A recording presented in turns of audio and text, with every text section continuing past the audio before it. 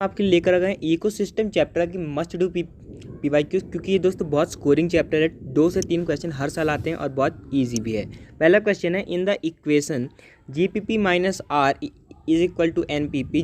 GPP आपको दिया हुआ है ग्रॉस प्राइमरी प्रोडक्टिविटी है, और एनपीपी जो है वो नेट प्राइमरी प्रोडक्टिविटी है। आपको आर बताना है यहाँ पर वो क्या है। तो दोस्तों यहाँ पर क्या होता है, आर आपका दोस्तों रेस्पिरेटरी लॉस होता है, तो ये आपको ध्यान में रखना है। डी ऑप्शन इससे करेक्ट हो जाएगा। 23 और 21 में ये आया था।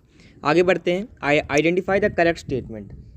तो दोस्तों आपको सही स्टेटमेंट बताना है।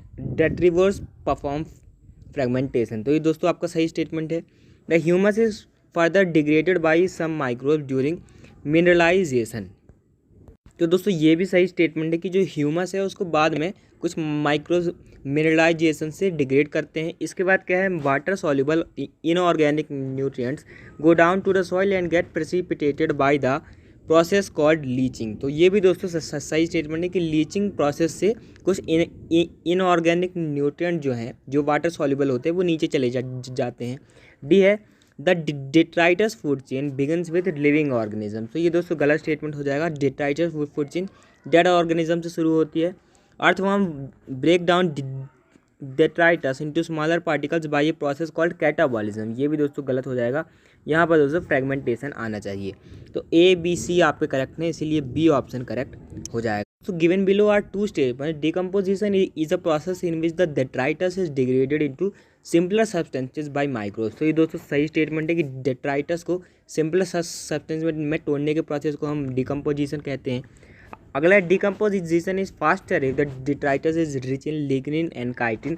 तो ये दोस्तों गलत हो जाएगा। ये अगर ज़्यादा होंगे तो डिकम्पोजिशन का रेट कम होगा, ये आपको ध्यान में रखना है। तो 1 तो आपका करेक्ट है, लेकिन आपका जो 2 है इनकरेक्ट है, तो डी ऑप्शन आपका सही हो जाएगा। आगे बढ़ते हैं, detritivores break down detritus into smaller particles, this process is called. तो दोस्तों इस प्रोसेस को हम क्या कहते हैं, मोर स्पेसिफिकली फ्रेगमेंटेशन। हम दोस्तों इस प्रोसेस को कहते हैं कि डेट्रीवर्स डेट्राइटस को और तोड़ दें, तो इसको हम दोस्तों फ्रेगमेंटेशन कहते हैं। सी ऑप्शन आपका करेक्ट हो जाएगा। आगे बढ़ते हैं, identify the correct set of statements which regard to the properties of humus. तो दोस्तों ह्यूमस क्या होता है, highly resistant to microbial action होता है, तो ये आपका सही स्टेटमेंट हो जाएगा। डार्क कलर एमॉर्फस सब्सटेंस होता है, तो ये भी आपका सही स्टेटमेंट हो जाएगा। And A product of detritus food chain, ये नहीं होता है दोस्तों। CO2 और जो न्यूट्रिएंट्स हैं वो इसके एंड प्रोडक्ट्स होते हैं। रिजर्वायर ऑफ न्यूट्रिएंट्स, तो ये दोस्तों आपका सही है कि ये न्यूट्रिएंट्स का रिजर्वायर होता है। अगला है, अंडरगोज डिकम्पोजिशन वेरी फास्ट। तो ये तो दोस्तों आपका गलत हो जाएगा, क्योंकि ये क्या है, highly resistant to microbial action. तो ए बी डी आपके करेक्ट हैं, ए ऑप्शन आपका करेक्ट हो जाएगा। अगला क्वेश्चन है, which of the following is not correct regarding the decomposition of waste. तो दोस्तों लो टेम्परेचर इनहिबिट्स डिकम्पोजिशन। तो ये दोस्तों आपका सही स्टेटमेंट है कि लो टेम्परेचर पर डिकम्पोजिशन उतने अच्छे से नहीं होता है। Warm and moist environment favours the process, तो ये भी आपको सही स्टेटमेंट है। आपको बताना है false statement, the process is anaerobic. ये दोस्तों आपका एक गलत स्टेटमेंट हो जाएगा, क्योंकि ये दोस्तों एरोबिक प्रोसेस आपका होता है। It is slower is if detritus is rich in proteins and carbohydrates. तो ये भी दोस्तों आपका एक फॉल्स स्टेटमेंट हो जाएगा, क्योंकि अगर प्रोटीन्स और कार्बोहाइड्रेट्स सिंपल शुगर ज़्यादा होंगे तब आपका डिकम्पोजिशन ज़्यादा होगा। अगला, detritus is degraded in simpler inorganic substance by fungal and bacterial enzyme. तो दोस्तों इनऑर्गेनिक नहीं, ऑर्गेनिक सब्सटेंसेस में हम डिट्राइटस को तोड़ते हैं सिंपलर, बाकी जो इनऑर्गेनिक होते हैं उनकी तो लीचिंग हो जाती है। तो सी और डी आपका करेक्ट हो जाएगा, सी ऑप्शन। आगे बढ़ते हैं, pyramid of energy is always upright and is most efficient. तो ये दोस्तों आपका सही स्टेटमेंट है कि पिरामिड ऑफ एनर्जी जो है आपका हमेशा अपराइट रहता है। अब दूसरा स्टेटमेंट है, pyramid of biomass in sea is generally inverted. तो ये दोस्तों सही स्टेटमेंट है।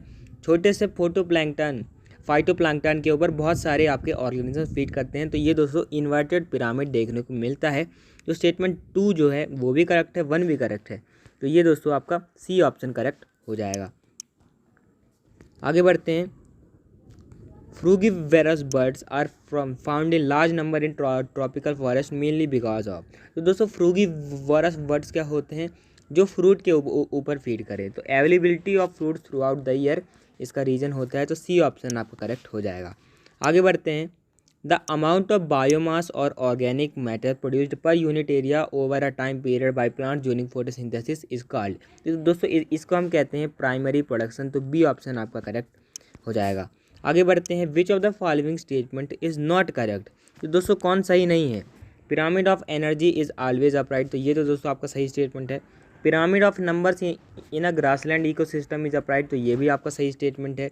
Pyramid of biomass is in sea is generally inverted, तो ये भी आपका दोस्तों सही स्टेटमेंट है। लेकिन pyramid of biomass in sea is generally upright, तो ये दोस्तों फॉल्स स्टेटमेंट है।